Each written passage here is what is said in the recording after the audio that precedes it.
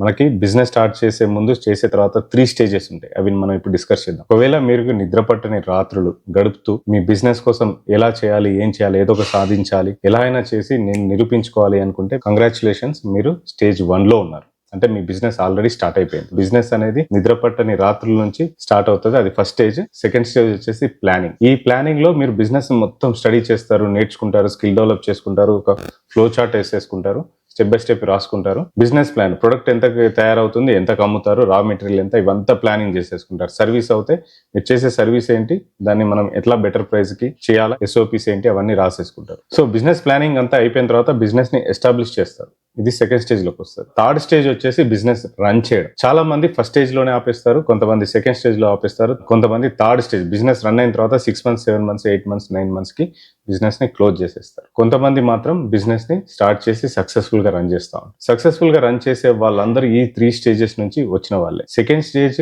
Third stage proper గా plan చేసుకున్నప్పుడు మీ business fail అయ్యే ఛాన్సెస్ ఎక్కువగా ఉంటాయి. దీంట్లో సెకండ్ స్టేజ్ చాలా important. First, second, third stage complete చేసి సక్సెస్ఫుల్ బిజినెస్ ఎంటర్‌ప్రెన్యూర్ గా మారాలని నా మనస్ఫూర్తిగా కోరుకుంటున్నా. ఐ కెన్ డూ బిజినెస్ అని ఎవ్రీడే మార్నింగ్ లెగగానే అని మీకు మీరు సెల్ఫ్ కాన్ఫిడెన్స్ నింపేసుకోండి. మిమ్మల్ని ఆ కాన్ఫిడెన్సే మిమ్మల్ని డే మొత్తం, ఆ ఇయర్ మొత్తం బిజినెస్ స్టార్ట్ అయ్యే అంతవరకు మిమ్మల్ని నడిపిస్తుంది.